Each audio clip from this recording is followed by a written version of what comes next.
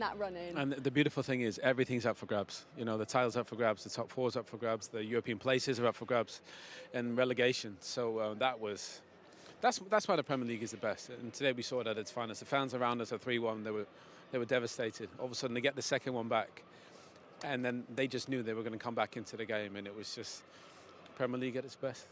For West Ham, though, Joe, that's a tough next game to go into, isn't it, against Tottenham? It is, Linz, but actually you want it, because you're going into a game where you ain't going to have to. The crowd are not going to have any time to moan, because they want to win that game more than any other game in the season that they play.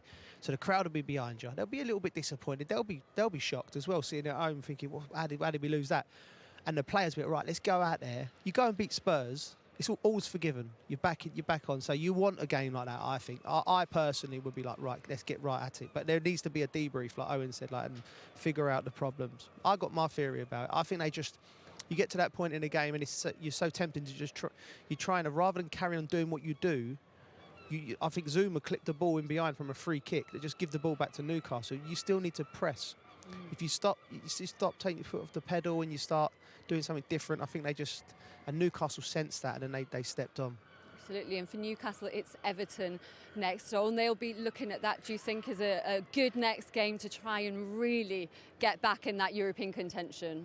Well, I mean, they've had so many highs and lows this season. Obviously, that started as a low and finished as a high. But you just don't know. Obviously, I think you have to look at personnel. Can they get some bodies back fit and healthy? But I think you have to look in the dressing room and see if you can get everybody healthy. If they're healthy, they're a threat. They showed that. Well, I can see behind you, Owen, Eddie Howe on his way to join us. I'm not sure if he's seen many games like that to in his catch career. his breath back after that performance, but there is a big smile on his face as he comes to join us. Eddie, well done, good to see you. Thanks for coming out. I'm not sure if you have got your breath back, and you've been involved in some crazy games, some brilliant games at St James's Park. How does that compare? In my time here, I think that's right up there. Yeah, I mean, a lot of emotions in that game. I mean, we were swinging all over the place, really, ups and downs, injuries, sending off, but just brilliant from the lads. Brilliant comeback when it was a real challenge at 3-1 down. You said in your programme notes as well before this game that even though we haven't always been consistent, Newcastle, this season, that the one thing that has been there is the spirit and the character and the togetherness. Did you see that in abundance today? Well, I think you did, and I think that's the hallmark of the players, because when you're in that moment, when you're 3-1 down at home with the recent run we've been on and everything seemingly going against us with, as I said, players leaving the pitch, very, very difficult for the players to regroup and go again, but they did second half, and yeah, it was just a wonderful feeling at the end, and wonderful for the supporters. Great atmosphere in the stadium. It's as electric as I've known it, and I even include the PSG game. That last 10 minutes was amazing to be part of, really. You really felt that power of the crowd towards the end. Well, as soon as we scored the second goal, I think they believed, and I think we believed with them, and then it goes to 3-3, and you just hope they can suck one in, and they did. And Harvey's 2 goals were incredible, I thought. The lack of professionalism in the studio from this woman, by the way, just before we like she that. was giving me so much sticks in that goal. You compose yourself a lot better than her. You're a snitch. Harvey Barnes, I mean, as a manager, when you've seen a lad miss so much football, and he seems like a good lad, and is it extra special when he's the one that comes on and makes a difference, scores that goal? I mean, this place lit up, didn't it? Yeah, I think we saw Harvey there, that period of time that he was on the pitch. He nearly scored back post, and then his 2 goals. The one-on-one wasn't easy. I was right behind it, and he had a lot to do. Goalkeeper, I thought, made himself big, but he found a way to score. And you look at his goal-scoring record through the years, it's incredible for a wide player. Yeah. But his winning goal deservedly won that game because it was an outstanding finish. He's only been able to make 14 appearances this season. He was talking after the game what a tough debut season it's been. What do you think he can give you in the run-in now? Because he looks determined to make a mark now. Yeah, we hope he can stay fit and show everybody what he is about, and that is goals for me. I mean, he's quick, he's technically very good, he can create, but I think his main strength is scoring, and that's such an important thing for any team to have goal-scoring wide men. I think we have them. I think we have some real quality in that position, but we've missed the likes of Harvey and the other players that have been injured. So for him to come back and have that kind of impact today, I think will just lift everybody. I mean, you had such a settled back four last season. That was one of the hallmarks, I think, of the team. Lascelles going off at the point you guys were so comfortable. He goes off, almost affects 3 positions, and then just felt like the team defensively were just. Paqueta gets a bit of space and he played some terrific balls, but defensively, that one change to Lascelles has such an impact, didn't it? It did in that moment, and it was a strange one for Jamal. I don't quite know what he's done, but yeah, he had to go off, and we reshuffled, and yeah, I think it takes time to adjust. I think new players come into that kind of game; it's very difficult. We lost our way. I think we lost a bit of confidence because of it as well, and but I still thought we played well in the first half, and I still thought we had a number of opportunities. Thought we were the better team. We found ourselves 2-1 down, then 3-1 down, and that was where the true test of character came. And you also lost Tino Livramento today as well, Miguel Almiron, along with the Lascelles. What's gone through your mind at that point? Can you believe the bad luck that you're having? Yeah, I mean, I don't think you want a game against Everton, but I'd love to think from the fallout of today that the crowd will be with us from minute one. Well, I know they will be, and then it's up to us again then to carry the baton and make sure they stay with us through that game. And again, they can make the difference. And if we can manage to get back-to-back wins, that changes everything, and that just changes everyone's perspective and our perspective on what we can achieve. What would you view as a successful season now? Would it be any European football? Yeah, I think that's in our minds. I think we're desperate for European football. We want to have that going into next year, and that's the target that we've all got. I don't know any European qualification, to be honest, at this point, but of course, if we are able to go on a run, then we might look to assess and change our targets, but that's where we are. Absolutely. Eddie, thank you very much for coming out to join us. And thanks, Lindsay. Well done. Well done. Cheers. Congrats, well done. Thank you. Absolutely. Eddie Howe talking about that spirit, that comeback. That's the one thing that's always been there, the fight from the players behind him. Does that sort of quieten any talk about his future through what's been a tough period? Well, we get asked these questions about various managers all the time, and it's always premature. It's always ill-advised. You know, he's come in, and like I said, we listed all of the problems he's had at the start, and he's done a great job, and his team are fighting for him. If there's anything the owners are looking at, I don't know who's advising them, who's in their ear, but you look at that man and his team are fighting for him, you go, right, we've got something to work with there. Because once you've got that, that's a base, that can be the foundation, and we move on. And yeah, absolutely. It's absurd if they're even thinking about contemplating changing him, in my opinion.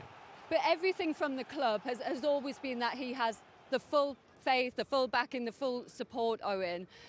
And is that the right thing? Does he deserve a summer, another season to try and kick on when you look at those injuries that he's had to deal with? Yeah, Lindsay, and he should have. I mean, look at those injuries he got on the screen there. I mean, brilliant players, a lot of them. Joelinton, Botman, you know, Lascelles, when he stepped in, has been brilliant. Livramento, Miley's been amazing this season. Pope, obviously, is such an impact. Trippier, Wilson, I mean, the list is crazy, really. So, look, let's be honest, they'd be crazy to do anything. And this atmosphere in this ground summed it up. There's no way they should have won that game. I don't know how they won the game, but they didn't. If they can win that game, then they can win any game. And I think he's thinking now, we got to go on a little run here.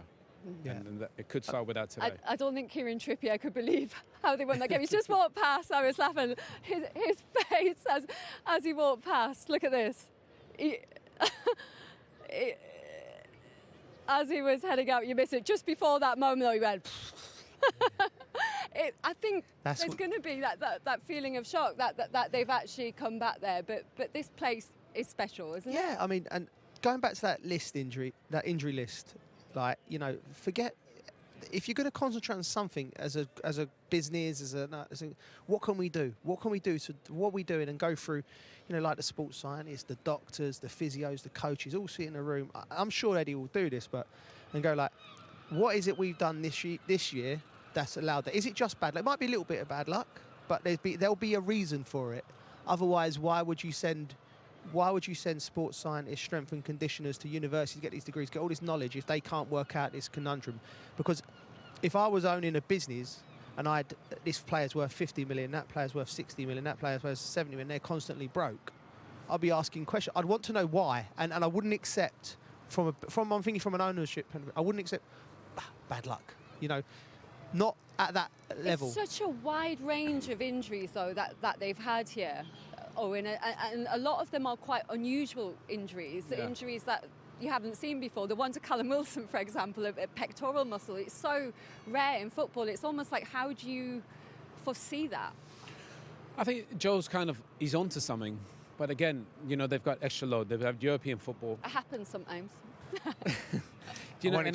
And I do think there'll be a lot to it. It's not one thing, you know. It's not just the training. It's not just the pitch. It's not just the games, but there are a lot of injuries. And I do even like the Livramento one. You know, it almost seemed like nothing, and then he rolls his ankle. Obviously, Lascelles as well. So I think they need to find a way, obviously, to minimise some of the injuries. If Eddie has his full-strength team, there'd be a massive problem, you know, to anybody in this division, and probably be a Champions League side again. But the injuries they've had, if they can get into European football with all those injuries, it'd be some achievement. After the City game, Pep Guardiola said something interesting about Newcastle learning from this season and actually having to play, you know, 2 games, you know, 3 days apart with the Champions League, them not being used to that and saying that they would get used to that. What kind of a part has that played in the injuries, do you think? That the squad was not ready for that? That would play a part. That would play a part of it, but it wouldn't be the whole story. We can't say they've got all these injuries because they played 6 games in the Champions League. You know, that it'll be a small part of it. But it's up to there's people out there who are probably a lot more qualified than me,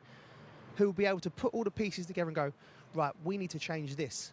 Because I wanted to ask Eddie, and I should have asked him. I said, where do you think this team, if you'd have had half them injuries this season, or half them players are available for more days, where do you think you'd be? I bet you would have said we'd have been competing for Champions League again.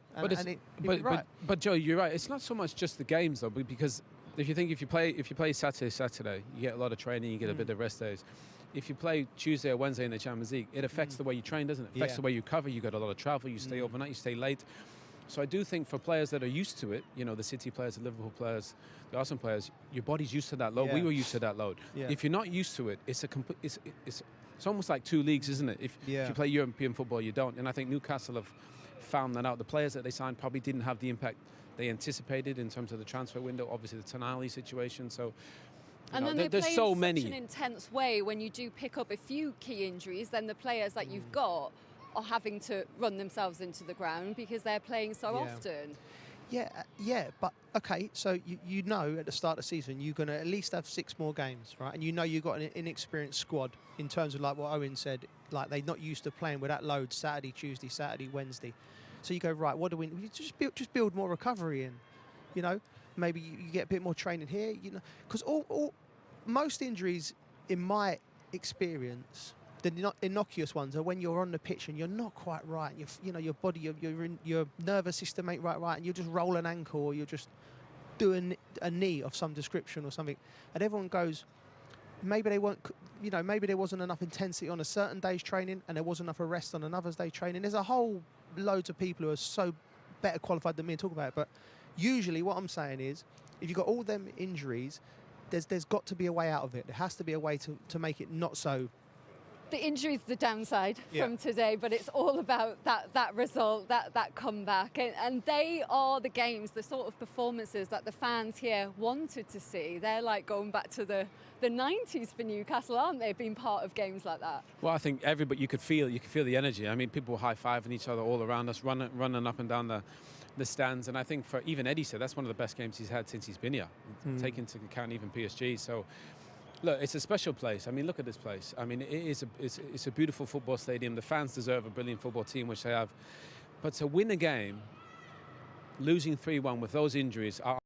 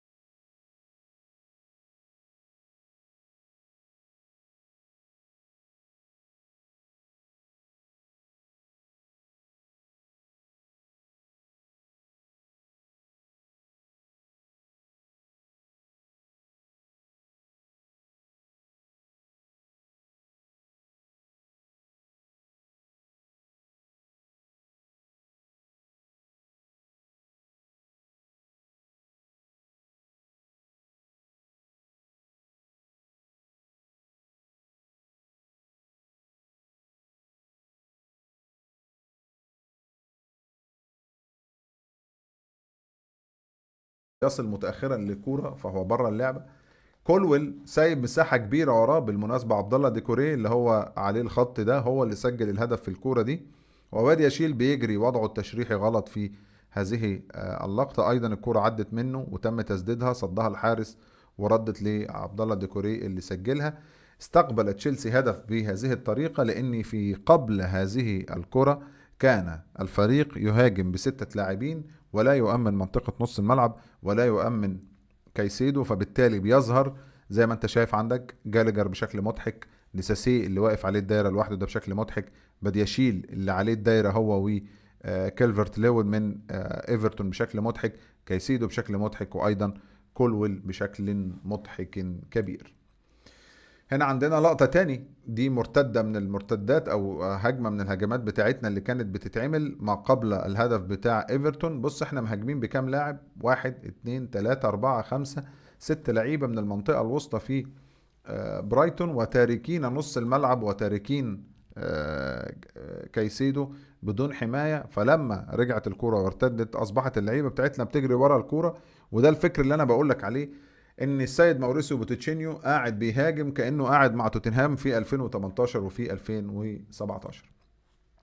لقطة تاني من اللقطات في هدف ليفربول تم تسجيله من هذه الكرة في مباراة 4-1. الكرة دي بتتقطع من كايسيدو زي ما انت شايف، انزو الاتنين اللي هم عليهم الدايرة بيرجعوا ورا حامل الكرة من ليفربول اللي خلاص هم الاتنين بره اللعبة. بص تياجو سيلفا بيدافع في مساحة، اللي هو رقم 6 ده بيدافع في مساحة كبيرة لوحده، ديساسيه بره اللعبة سحبوا نونيز، وهنشوف اللي هو واقف في نص الملعب ورا رحيم ستيرلينج ده برادلي اللي هو في على دايرة السنتر، هو اللي هيجري وهياخد التمريرة من دياز وهو اللي هيسجل الهدف في تشيلسي. تمركز خطأ جدا. ابتدت الكرة كانت ان هي احنا بنهاجم بهذه الكيفية ليفربول في الانفيلد، كنا نهاجم ليفربول بهذه الكيفية في الانفيلد، تاركين انزو لوحده، تاركين كايسيدو لوحده، زي ما انت شايف جالجر اللي راجع على اول الصورة على اليمين ده راجع من الهجمة لوحده. تمركز خاطئ، المدافعين بتاعتنا بره اللعبة، الديفندر بتاعنا بره اللعبة، الكرة كملت وسجل برادلي هدف في تشيلسي. زي ما انت شايف الكرة بتكمل الارتداد بتاعها. بص تياجو سيلفا اصبح بيدافع في مساحة كبيرة، اللي عليه الدايرة ده اصبح بيدافع في مساحة كبيرة لوحده. بص كايسيدو بره اللعب خالص ورا. بص انزو بالبطء بتاعه خارج اللعبة ايضا، وديساسي هو وقدامه فدان. 2 لعيبة من ليفربول تفوقوا على 2 لعيبة من تشيلسي لان الوقفة كانت غير جيدة. طبعا الكرة دي اتلخبط فيها تياجو سيلفا، بدأ يشيل حاول يمد رجله بدفاع ضعيف، ضربت في صدر جوتا وكملها واحرز هدف. وابتدت جميع المشاكل لاننا هاجمنا بشكل منفتح كبير جدا، مفيش ارتداد، مفيش عندي باك بيعمل ارتداد على نص الملعب، ديفندر بتاعي بدون مساندة، ومفيش رجوع صريح للأجنحة للدفاع، وايضا انزو بطيء في الارتداد بتاعه والعودة الى اللعبة. هنا بيجي معايا لقطة تاني في مباراة ايفرتون. بص اللعبة وهي بترتد علينا في التحول الهجومي للعيبة ايفرتون، او احنا بنهاجم لعيبة ايفرتون. بص احنا مهاجمين ب5 لاعبين، واحد واقع على الارض و4 لاعبين. حضرتك كايسيدو في نص الملعب لوحده اللي عليه الدايرة ده. لما ارتدت هذه الكرة كان هناك هدفا لإيفرتون بسبب اني بنهاجم ومفيش حد بيدافع لما الكرة تتقطع مع كايسيدو. لقطة أخرى من مباراة ليفربول وتحرك من مهاجمينا أثناء وإحنا بنعمل الهجمة، ولكن زي ما أنت شايف الكرة هتجيلك كايسيدو لوحده. بص الكرة دي لما ترد علينا كايسيدو لوحده مع تحرك من لعيبة ليفربول، هتلاقي الاتاكينج ترانزيشن أو التحرك السريع في نقل الهجمة. طلع بالمر بره اللعبة، طلع جالجر بره اللعبة، طلع كايسيدو بره اللعبة، طلع 2 قلوب دفاع بتاعتك بره اللعبة. لقطة أخرى في مباراة نوتنجهام فورست والهدف اللي استقبلناه اللي راجع ده كايسيدو الذي بدأ الخطأ من تمريرة خاطئة في نص الملعب. طبعا وهو بيجري ورا الكرة كده يا جماعة اعرف ان هو بره اللعبة، خلاص هو بره اللعبة. اللي بيجري ده عليه الخط ده كولويل بيحاول يرجع مع المدافع اللي هو مع المهاجم اللي هو اصلا يعتبر بره اللعبة، ودفاع خاطئ بشكل خاطئ من تياجو سيلفا ومن ديساسي. طبعا نتج عنه هدف نوتنجهام اللي كسبوا بيه وخدوا ال3 نقط بتوع هذه المباراة. وهنا ايضا في مباراة مانشستر يونايتد الهدف الثاني او كرة الهدف الثاني اللي ابتدت بتاعة مانشستر يونايتد زي ما انت شايف ارتدت من علينا تمركز خطأ. يعني بص رقم 24 سايب الجناح بتاع مانشستر جاي من وراه، 2 على الزون 14 من لعيبة مانشستر يونايتد قدام الدايرة، قدام 2 مدافعين من لاعبين تشيلسي بيتحركوا بشكل خاطئ. وايضا اللي عامل الرن او الكات انسايد في الانر كوريدور اللي هو اللاعب الثالث بتاع مانشستر يونايتد قاطع قبل كولويل. كايسيدو بره اللعب، جالجر بره اللعب كالعادة، انزو فرنانديز بره اللعب. وهنا في هدف مانشستر يونايتد في المباراة اللي خسرناها 2-1 في كرة الهدف الأول كانت أيضا الكرة مرتدة زي ما أنت شايف عزيزي المشاهد. كايسيدو بيدافع في مساحة كبيرة لوحده مع تمركز خاطئ من المدافعين بتوعنا. لما تشوف كولويل واقف رقم 26 واقف وقفة غلط، كوكوريا واقف وقفة غلط، تياجو سيلفا واقف وقفة غلط، ديسيسي بيطلع بره اللعب بانه بيتعمل له بلوك، فبتيجي الكرة من الناحية الشمال وبعد كده طبعا بتخبط وبتقع لماكتوميناي عشان يسجل هدف من هدفين مانشستر يونايتد، او هو سجل هدفين مانشستر يونايتد في هذه المباراة وكسبونا.